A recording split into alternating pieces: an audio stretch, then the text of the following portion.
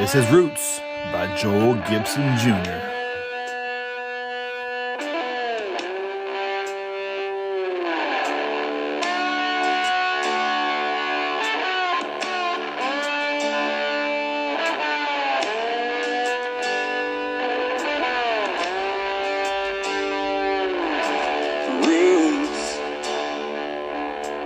Anchor like an evergreen, strong as I've ever seen, proud of where I'm from.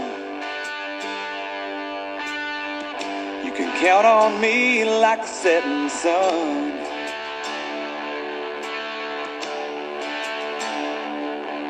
Like an old Ford truck with a 302.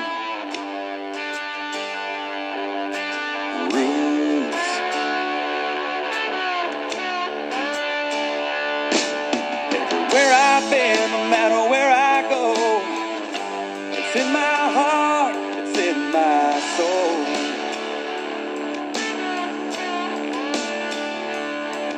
Where I crashed and burned, where I learned to grow, it's a love like I've never known.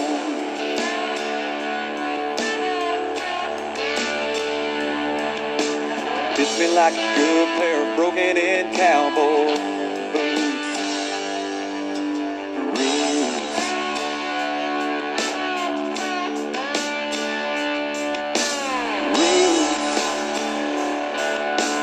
Keep you on the ground, lift you up when you're down and when you feel like you're all alone. Just close your eyes and think of home.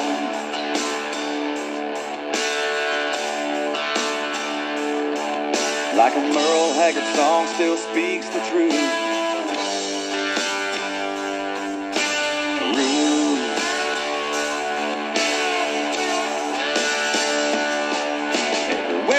No matter where I go, it's in my heart, it's in my soul.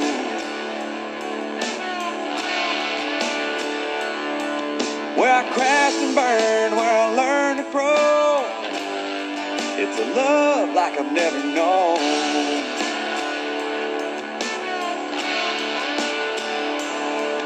Like an old Ford truck with a 302.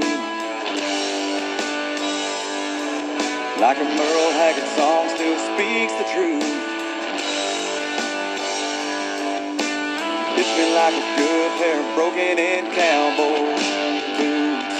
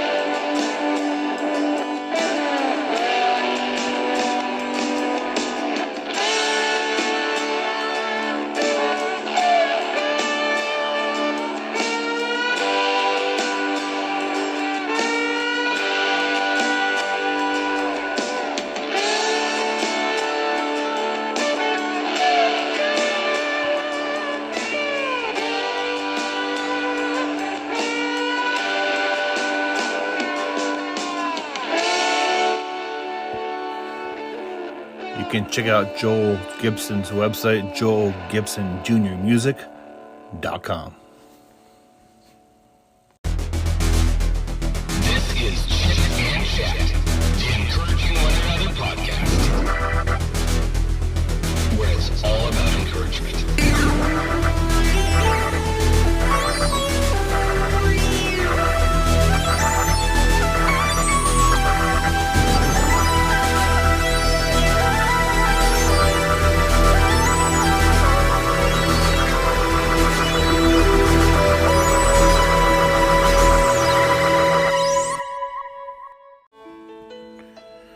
Hello, everyone. Welcome back to Chit and Chat, the Encouraging One Another podcast. I'm your host, Jody Sheffield. And this podcast has given me the ability to reach out to people from all walks of life. I'm excited to be speaking with another amazing lady today who has several titles: speaker, writer, podcaster, and cancer survivor, just to name a few of them. My guest today is Lauren Huffmaster. She was diagnosed with breast cancer in 2015 at the age of 35. Months after completing all recommended treatments, she was diagnosed with metastatic breast cancer in 2017. Lauren is a wife and mother of 3 young girls. She has turned her pain into a purpose by sharing her incredible story and inspiring and encouraging others. You might not know much about her, but I hope this interview will allow you to learn more about her and the amazing things she is doing in helping families and sharing her story and her amazing foundation. Just maybe we can encourage somebody out there today. Ladies and gentlemen, I want to welcome Lauren Huffmaster to the Chit and Chat Encouraging One Another podcast.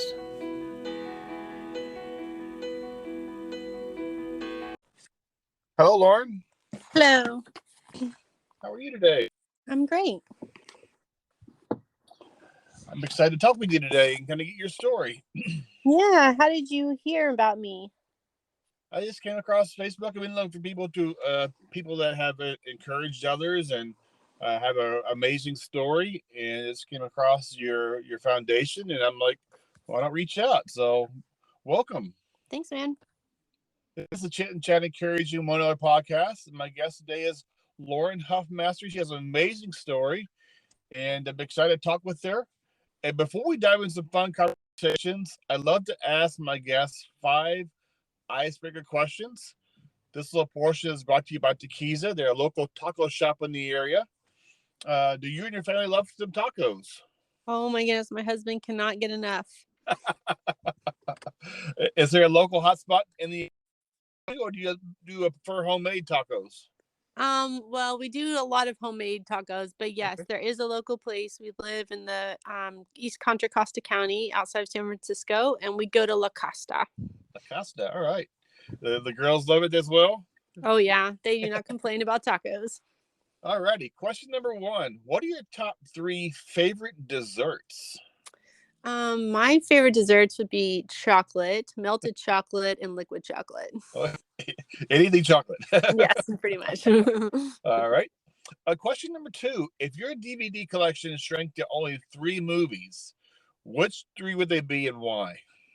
That's a very good question. I was actually thinking about this the other day. I love La La Land, and I was thinking all the movies I love are movies that are about people who have a dream, essentially. And so when I was growing up, though, one of my favorite movies, I probably would have to keep this around for nostalgia, was Breakfast at Tiffany's. Okay. It meant a lot to me. So I would say La La Land, Breakfast at Tiffany's, and let's think of something fun. For my children's sake, we would have to keep Frozen around just because it's their childhood. I have grandkids. Frozen and Moana, we watch yeah. a lot. Definitely wanted to, yeah. Okay, question number 3. You've been asked to meet some friends at a karaoke bar. When you show up, you gotta sing one song. What song is Lauren singing? Oh my goodness. If I was at a karaoke bar, there'd be something very wrong. But probably if I was at a karaoke bar, then I would probably sing Sweet Home Alabama, because I live in California, but I'm from the South, and the Okay. South is my life. So I'd probably sing something Southern. Didn't know that. Where were you born? I was born in Atlanta, and I grew up in Tennessee. Okay. I grew up in Arkansas. There you go. Yeah, I moved into Washington State and when I joined the Navy, and just never went home. Yep. Question. These are kind of 4. Sorry. If Hollywood came calling, said, Lauren, we want to make a movie of your story. We want you to pick person to play you in a movie. Who are you picking to play Lauren Huffmaster in a movie? Probably Julia Roberts. Okay. Great choice. And finally, these are rapid fire questions. Either or. Oceans or waterfalls? Waterfalls. Going out or staying in? Going out. cooking and not doing dishes, or doing the dishes and not cooking? Cooking and not doing dishes every night. Yes. Online shopping or shopping in person? In person. Breakfast for dinner or dinner for breakfast? Breakfast for dinner. Pineapple on pizza or no pineapple on pizza? No pineapple on pizza.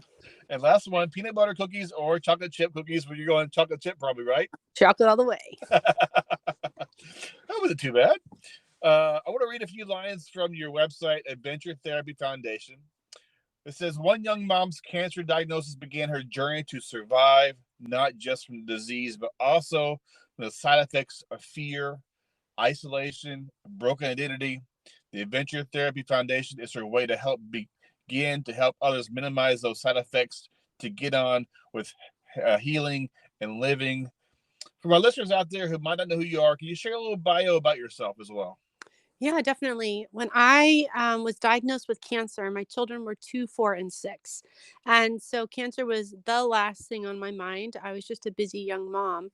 And I had that sudden alert, like a lot of people do, where your life just changes, suddenly changes, and everything you expected to happen is no longer really your priorities, not even in your future. And I was diagnosed with stage 3 cancer, but then during my treatments for stage 3 cancer, they found that my cancer had already spread. So I went instantly through all the stage 3 cancer treatments, everything you is typical, chemo, radiation, and multiple surgeries, but then instantly went into stage 4. So I've now been living with cancer for 7 years. Mm. I know several friends and family personally had some type of cancer. My dad had a little diagnosis and then went and got treatment. My brother had a little bit as well. Friends who got removed. My daughter had a non-tumorous cancer when she had her birth for her son. What do you believe the first question is when someone says, the doctor says you have cancer? Is it, I'm going to die, or the steps to move forward? I would not even know where to begin with that.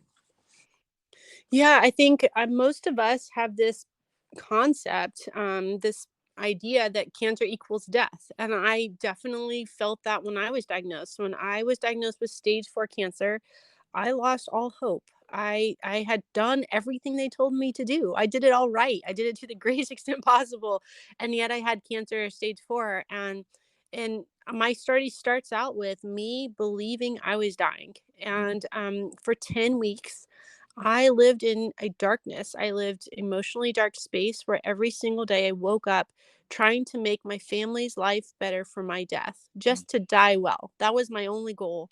And every day I'd clean out my closet or separated my belongings into multiple piles for my girls. But every day my only goal was to die well. And then one day I realized I was wasting the life that I had trying to die well. Mm, And I stopped. I was stuck. One morning I woke up, I sat on the side of my bed and just felt like I couldn't move.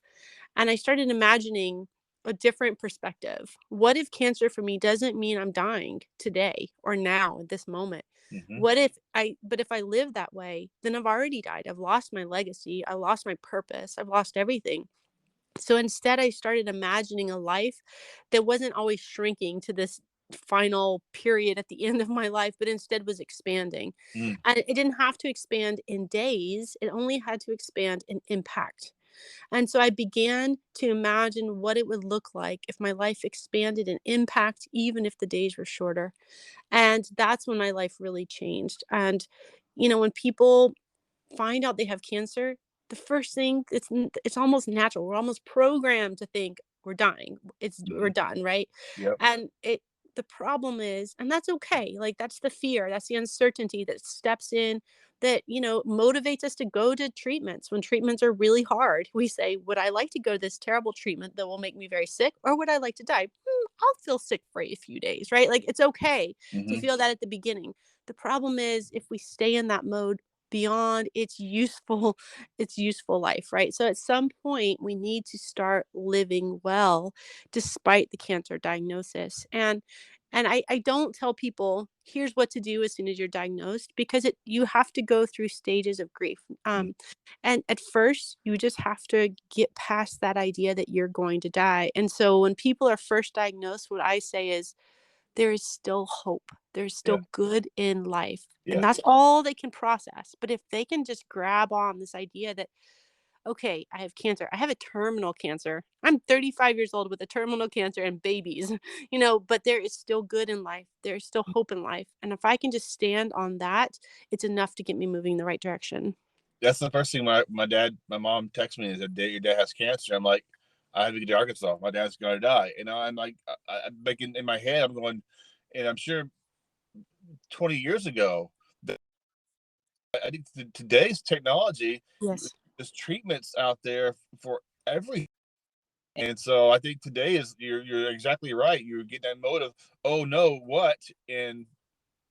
But there's hope. There is hope. And you're exactly right. In the last 10 years, so much has changed in cancer and the treatment of cancer. Just this week, the next medication that is perfect for my next line of treatment was released by the FDA, just approved. And so it's like every few months, another breakthrough, never tried before medication is released. And so 7 years ago, when I was diagnosed, the meds that I've taken for the last 5 years didn't exist.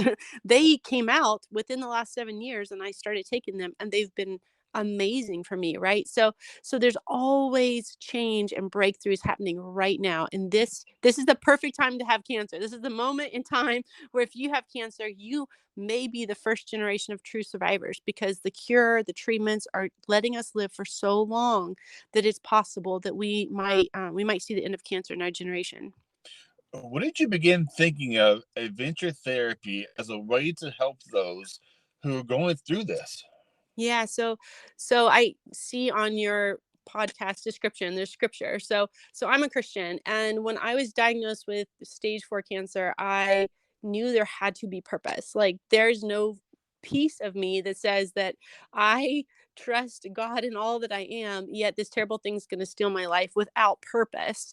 And so I went into the wilderness. I live in the San Francisco area, so I went to Yosemite and I backpacked for a few days into the wilderness. I slept by the lake because I wanted something. I wanted some revelation that says there's purpose in this.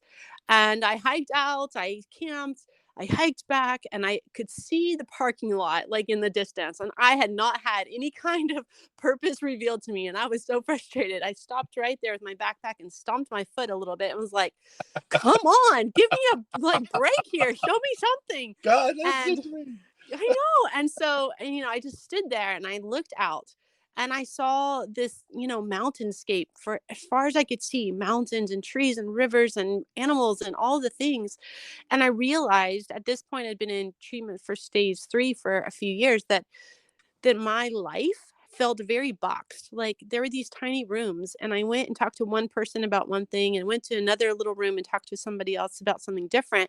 And over the time, I felt my life was really contained in tiny boxes, like little rooms for treatment and little rooms for scans. And I'd forgotten that feeling, that expansive abundance, interdependence that we truly should live in. And when I looked out at this mountainscape, I said to myself, like, this is what I want to give people. I want them to remember what this feels like, to be connected, to be hopeful, to feel like there's more than enough for us to move us through life. And that was all it took. And so I at the moment, of course, I was backpacking. So I was like, adventure, of course, though. Adventure is what gives us this different perspective. So I went with adventure therapy, and that's where we began. I think going a walk or a hike, it sometimes is mentally to get away from the craziness of work or kids or whatever, the chaos of life. Walking in the woods for a little while is very therapeutic. Definitely. Actually, I was researching it today for our website, but they've proven that 2 hours in the woods creates cancer fighting cells for over 30 days in your body. They're proving the science of it. But yeah, you're right. It just settles our minds. It puts our mind create the chemicals that we need to relax. And it does a lot of things for us emotionally, physically, spiritually, all of it. We have a small. I didn't realize this until recently. We have a little waterfall in my neck of the woods, about a mile and a half walk, and I love going there to sit by the waterfall and just getting away from the busyness and just enjoying the streams and the birds. It's so refreshing. Definitely. Yeah, I grew up next to rivers, so rivers are my thing. I love the sound of water. At what point did you believe this foundation was important to start for those out there? Well, going back to sort of my origin story, and I'm just going to be transparent. As a Christian, I always wanted to serve Jesus. That's just my heart. And I wanted to be a missionary. I just was sort of waiting for him to tell me when it was the right time. And so in this struggle, when I came home, I sat at my desk and I can like remember the moment and I had this revelation that I was called to be a missionary to those impacted by cancer. Hmm. That they were sick, they're broken, they're hopeless, they're rejected often, they're isolated, and like any missionary, you have to know the culture of the people group, you have to know the language, you have to know, experience what they experience, and I was doing that. And it was time for me to start stepping out and serving them. And I've been doing this for 5 years now, so it's taken a long time to get what feels like a very small way forward. But I work every single day, and this is my ministry. This is my heart's desire to bring hope to the hopeless, and so yeah, I I started doing that, and in that moment, I actually, because this was a God thing and not a me thing, I started making calls and asking people for favors because I didn't know how else to begin. And so I called a Right. lawyer and said, "I have no money, but I want to do this." And he said, "Whatever you need, I will do for you." And he set up my organization, all the legal stuff. I found someone who agreed to build me a website, and I just started asking people to help me in my ministry, in my mission. And there have always been, every time I ask for help, someone says, "Whatever you need, I'll do for you." And Well, it's been that way all along the way. what is the purpose behind this foundation for someone who doesn't know anything about it? You know, you can put it, paraphrase it. What's it for and how's it work? Yeah, so what I've learned along the way, I've listened to hundreds of people's stories, all people in all different kinds of cancer. And what I've identified is that we all experience something similar. And I've labeled that the emotional side effects of cancer.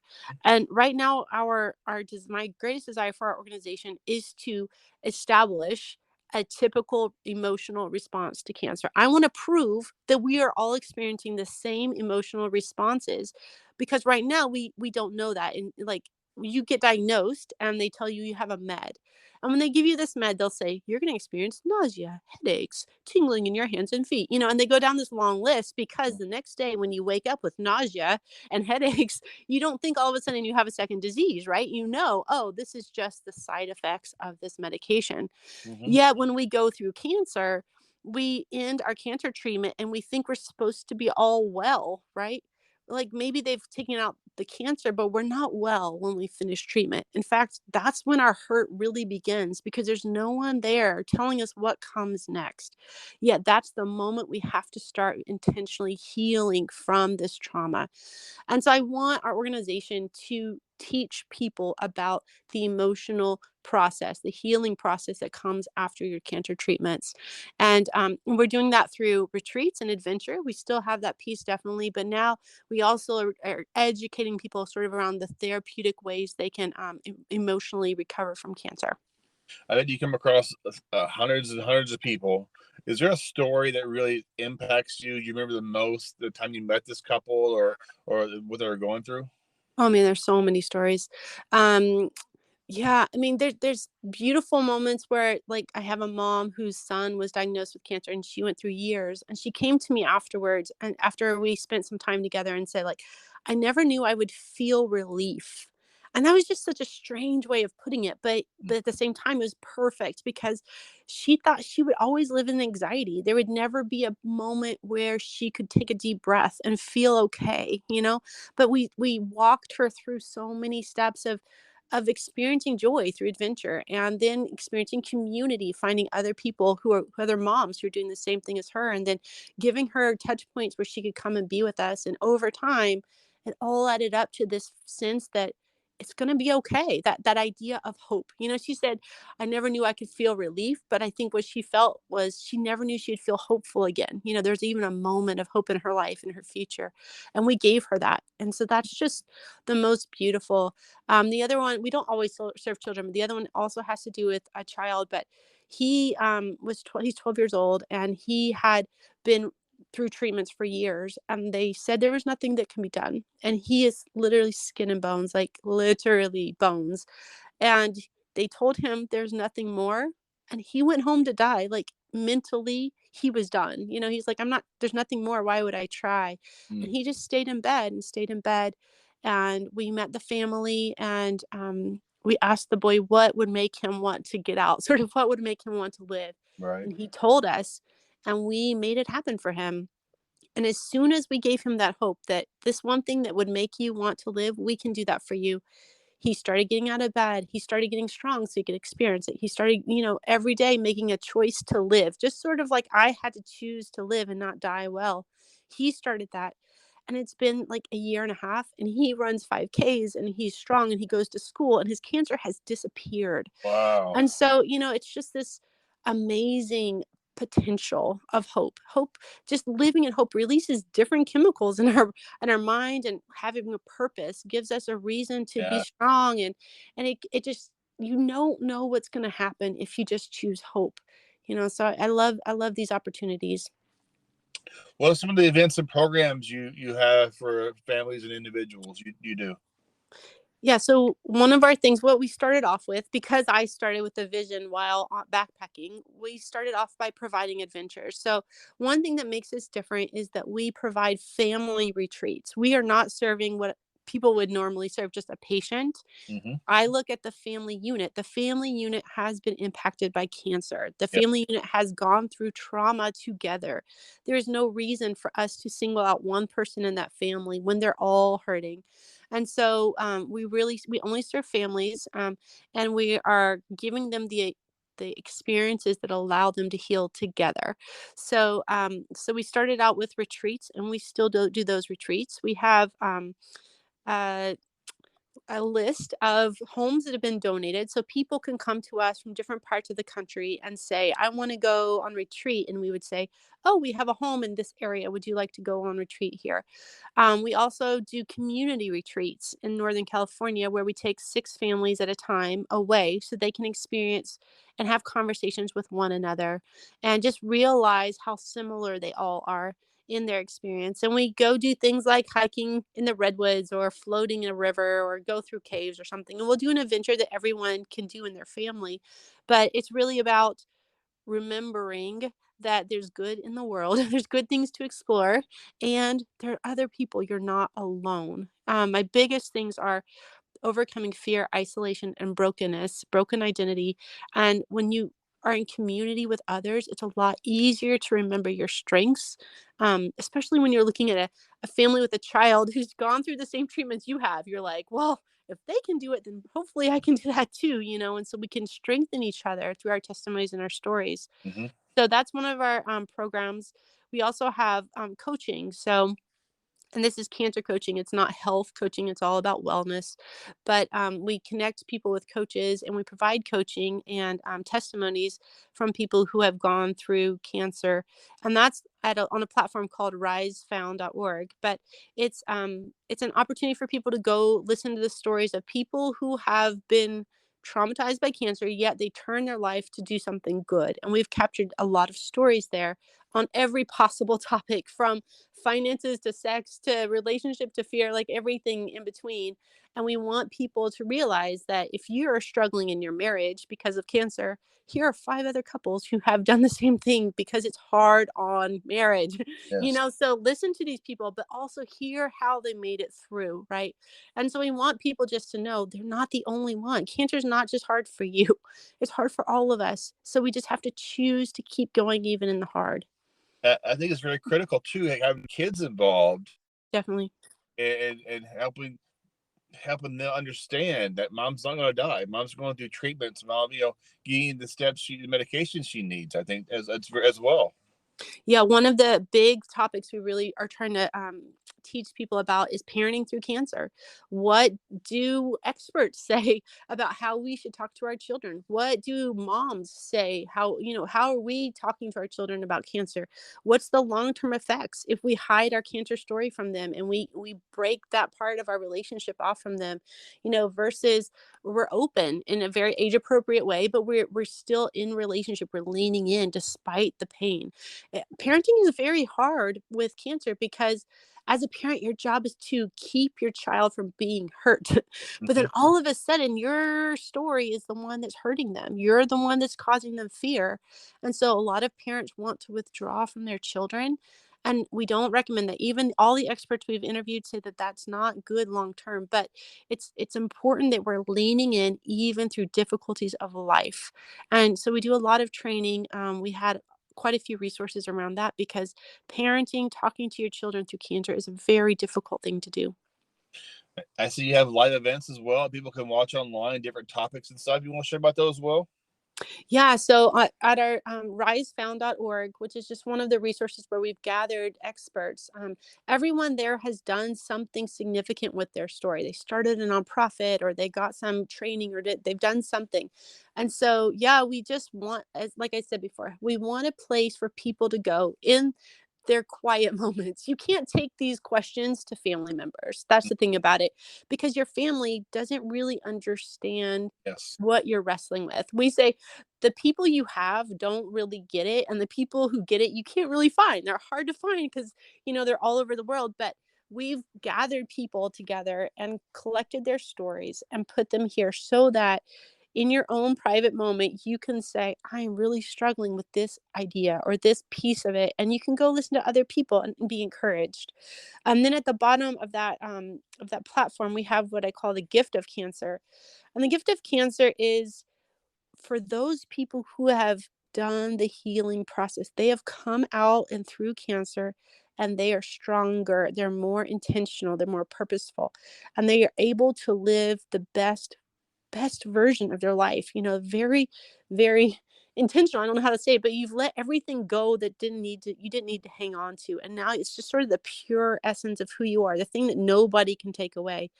And that's sort of what the gift of cancer is, this strength that you find, this gem, this treasure you find because you've gone through the trauma and healed. Mhm. And I think those are just so important. I would love for my work to change how we think about cancer, not just as soon as you think of it, you think of death, which Right. is where we are right now. I want people to think of cancer as an opportunity to become better, to become more hopeful people, to become kinder people, more intentional people, because we're in a very distracted moment in time, right? We have so many things to distract us, and Yep. it's very easy to get distracted. But cancer focuses you on what is important, and you can't escape it. And I think that if we could just talk about the good that could come out of the cancer experience, we can start to think about it differently. And we won't have years of our life wasted to the fear of death. Instead, we'll, in that first moment, think, okay, now it's my turn. I can live intentionally. I'm here. I'm shaken. I'm shaken to my core, but it's good because I get to choose this good path for me and my family. And that's what this platform is really trying to say over and over through all the different people there.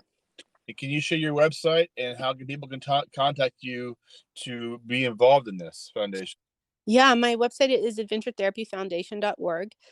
We have a podcast. You can listen to our philosophy around cancer. It's called Adventures with Scars. And you can be in contact with us. You can email us at info@adventurefound.org. We're available. We'd love to help you and your family, and we'd love to have your support as well. How did the podcast come about? Was you just want to get out and get more people to hear about you, or how did it come about for you? Yeah, good question. Well, they've been asking me to do a podcast for years, and I probably should have done it. But the moment came, I started sort of feeling this bursting. I have the philosophy around cancer, which is what I'm talking about, these emotional side effects of cancer, which is a completely new concept. And then I also have another philosophy about how you heal from those and how you minimize those in your life. And I started writing them out because currently they mostly just live inside my brain. And as I wrote it and wrote it, it just became such an urgent message that I just didn't think could wait any longer. And so my marketing director and I, we sat down and just started talking it out, and it became a podcast so that I can start explaining what we're about so that hopefully other people can be encouraged today. Because I live with stage 4 cancer, I have such an urgency. Like, we can't wait till tomorrow. There are people being diagnosed today. What are we doing for them today? And Right. so the podcast is just a very quick and efficient way for me to say, listen, wherever you are today, let's talk about your fear and let's get that under control so that you can live well today. And since we started talking it through on the podcast, it's such an obvious platform for me to use. And I look forward to it. The next season, we're interviewing women with stage 4 cancer and talking about their experience with the emotional side effects. And I think it's just so important that we share our stories and really break this concept, an old way of thinking about Yep. cancer. It's old. It's maybe only 10 years old, but still that's old. As of today, it's different. Cancer today is different, and we have to start talking about what it looks like today so that the next generation doesn't have the same ideas around the experience of cancer. This next question, I was like, I was reading about it a little bit, and it said, I must go ask you, did having cancer teach you anything? Of course it did. Obviously. That's the whole point. Um, it did, but at the same time, it is what I've always known. I just couldn't wait on that knowledge any longer. I don't know. It's like that's what I'm saying. It's this like treasure that's inside of you. It is the core of who you are. Cancer takes away everything except the core of who you are. And all of a sudden, for me at least, when I stopped being afraid of dying, there was nothing left to be afraid of. Mm. And that's really what it taught me. It stripped away any reason to fear anything. There was no reason to fear. There was only me and this day. And what was I going to do with this day? And I just started doing everything I could think of in this day, every morning, every day, because this is the day that I have been given and I am not promised tomorrow. And other people have this idea of that saying, maybe, but I can feel it in my gut, like literally can feel, the potential that today might be my only day. So what am I going to do? And and so I that is what erased any fear. There was no fear of failure because I'm like, if I fail and I die next week, then who really cares anyway? Like, nobody's talking about my failure, right? There's Right. no reason to hold my story back because, my story is all that I have. It is me. So if I want to live on, I have to share it. So everything that would have seemed insignificant before suddenly was very important and urgent. And I just started sharing and writing and doing everything I could to encourage others, and I don't regret it at all. That's really been my gift from cancer. So it's going to answer the question for me anyway. Were you fierce before cancer, and are you fierce now? It sounds to me you are fierce with fire. How was I fierce? Yeah. Oh, okay, yeah.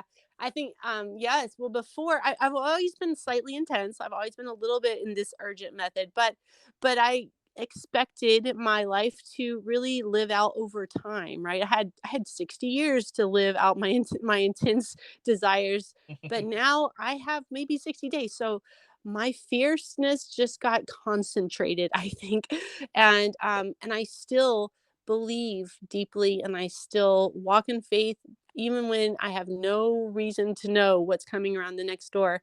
But I stand strong and I walk boldly.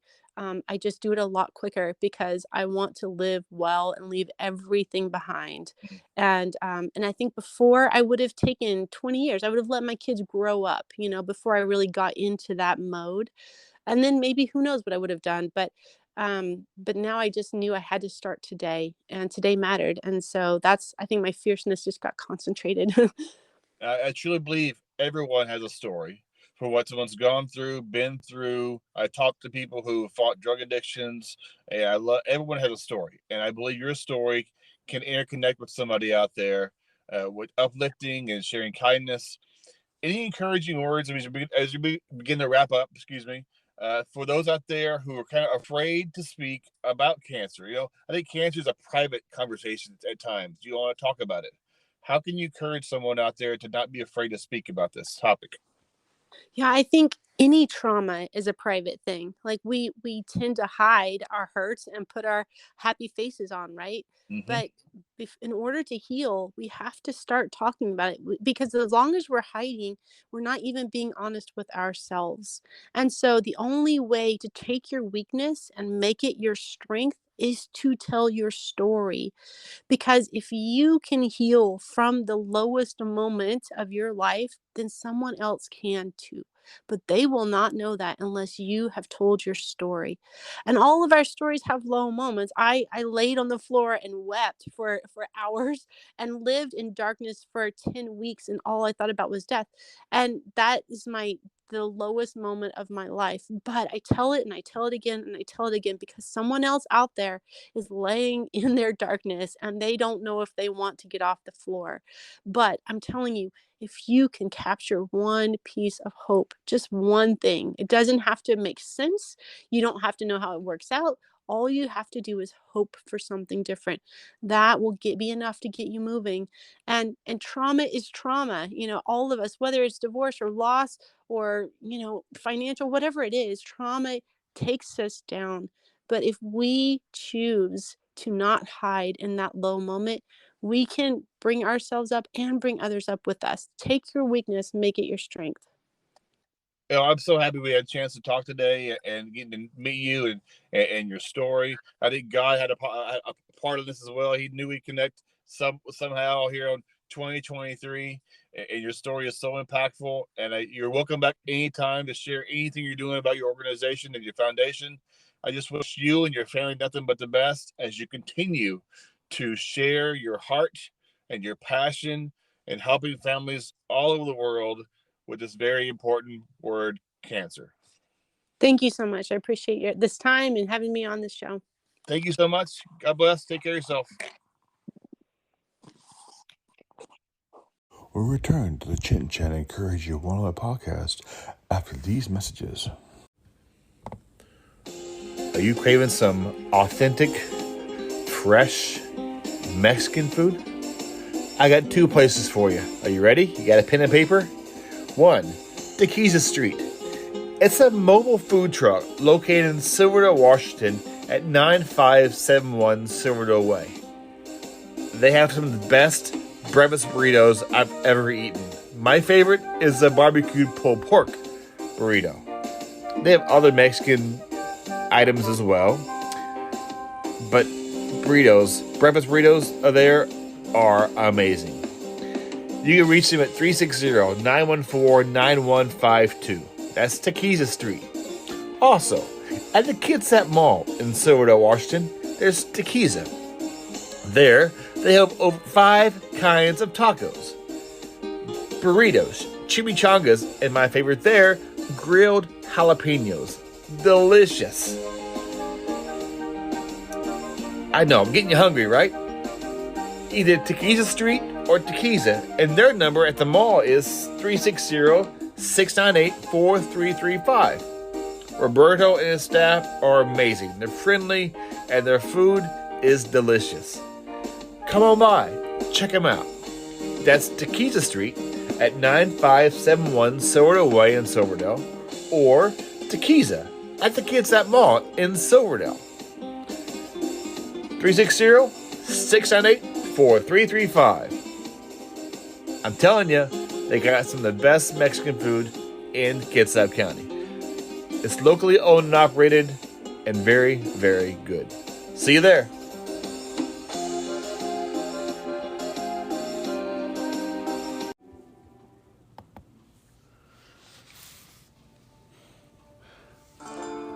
Craving donuts?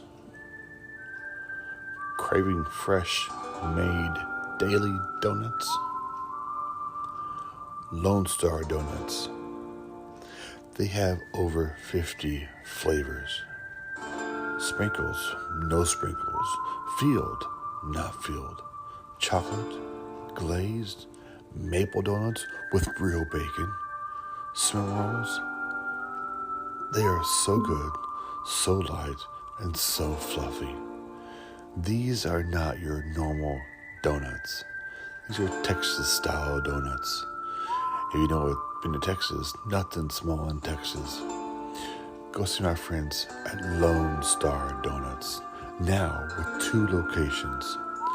One in Silverdale, Washington at 1087 Maury Place. Their phone number is 360-204-5021 in Silverdale, or Port Orchard at 2649 Mile Hill Drive. Their number there is 360-443-2600. You can find them on Facebook as well. Lone Star Donuts. Life is happier with donuts. Donuts from Lone Star Donuts.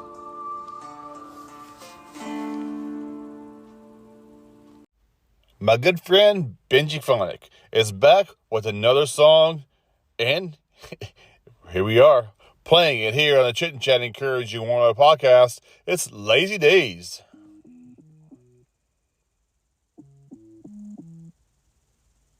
God bless those lazy days. God bless those lazy days. God bless those lazy days. God bless those lazy days. It's just another lazy kind of day.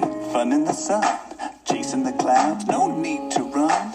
Castles in the sand at the beach on the weekend. Laughing by the pool, cannonballs in the deep end. We gon' dance in the city all night. The party doesn't stop until the dawn breaks light. Drive back home as the day's begun. Sunrise kissed by the California sun. Top down, fun in the sun. Another sweet song, another hot one. Day tripping, just slipping away. This is how we do on those lazy days. God bless those lazy days. God bless those lazy days. God bless those lazy days. God bless those lazy days.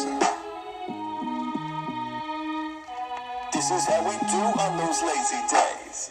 Sunsets, a walk in the woods. Rolling real slow, girl, you know it's all good. Southern California in the spring, no equal. Top down drive with the Beatles and the Eagles. Cruising on Victoria Ave, reminiscing about all the good times we had. Then we head to the crib in the Riverside Hills. Lights down low, Netflix and chill.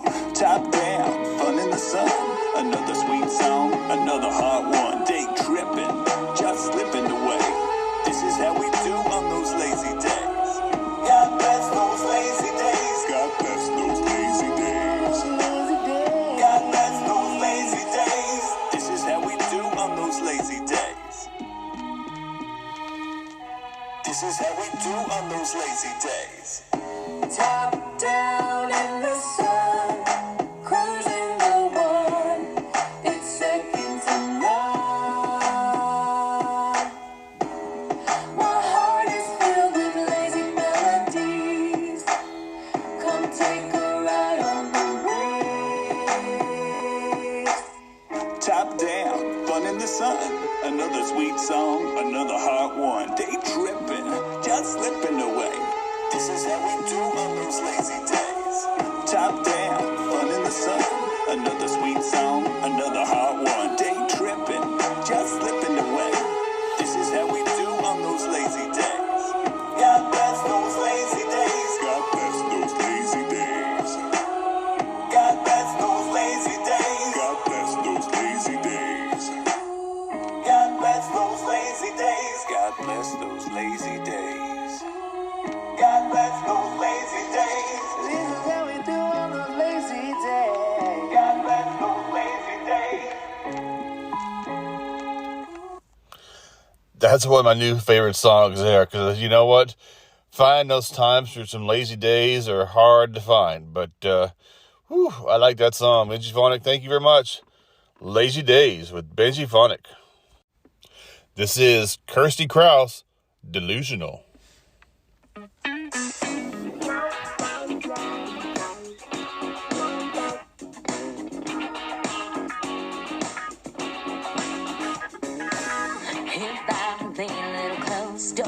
wanna go home. Bye-bye, jogging coat. Oh man, I'm ready to roll. If I dance with you, just means I got to. Oh, I'll lead, cause you better believe I don't need a hand to hold. But I come on strong, but you got me wrong. I just like this song, and the beat goes on. Twist and turn, but you never learn. Sometimes a girl just gotta move. Yeah, you spin me once, well, and don't be learn. You don't stand a chance without this groove. It ain't my fault if you are delusional.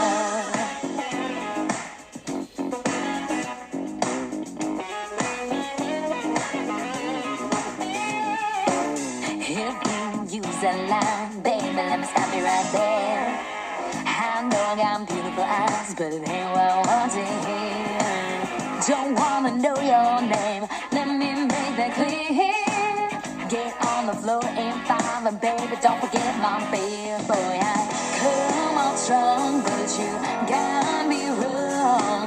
I just like this song, and the beat goes on. Twist and turn, but you never learn. Sometimes a girl just gotta move. Yeah, you spin me once, well, it don't be learn. You don't stand a chance without this groove. It ain't my fault if you are delusional.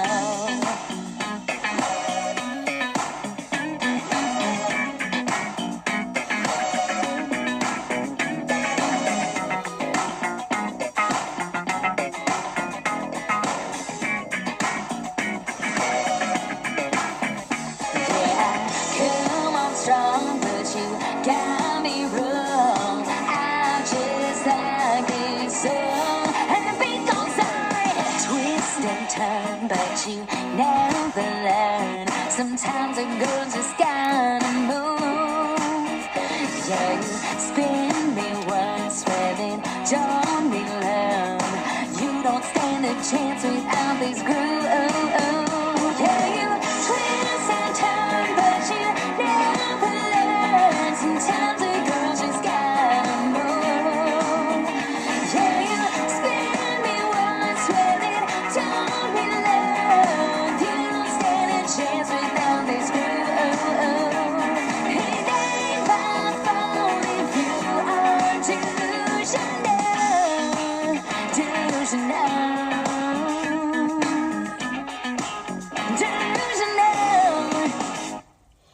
Kirsty Krause, Delusional.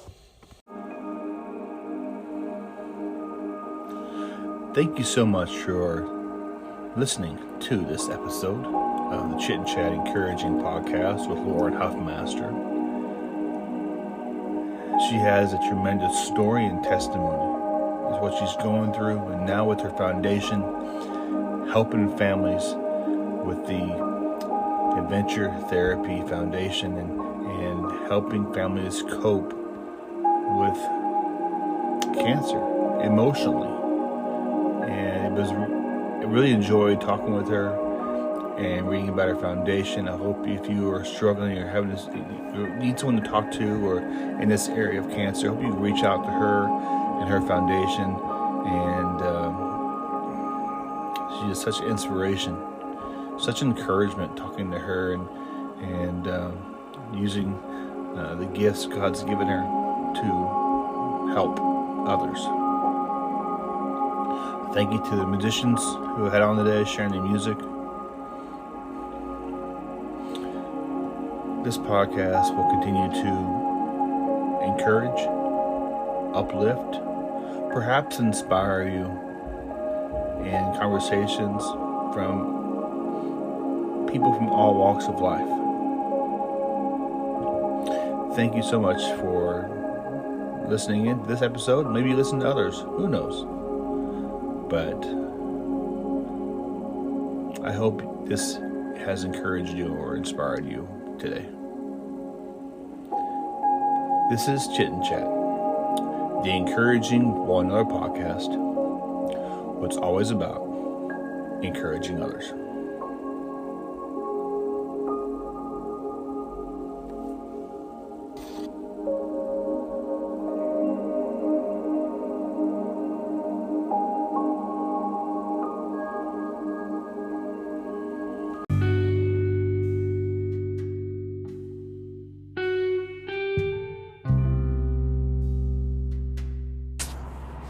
Where's a peaceful place that you can go, sit, and just listen? I myself like waterfalls, like water in general, the waves of the ocean, or just listening.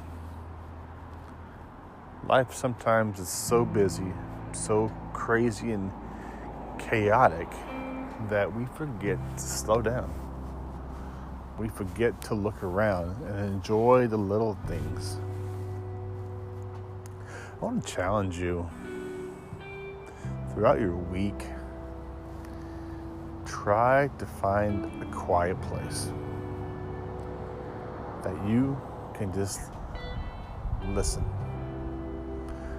Perhaps God may speak to you. Perhaps you want to speak to God. Usually in those quiet places, those quiet times in our lives, is when we get a good opportunity for peace. So I want to challenge you. Find some quiet time. Open a Bible. Pray. It might help you in your daily life to slow down just a little bit.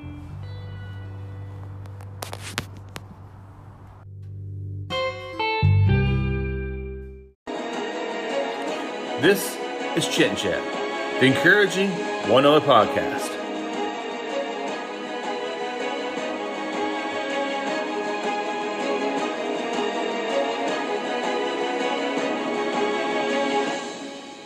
What it's all about, encouraging others.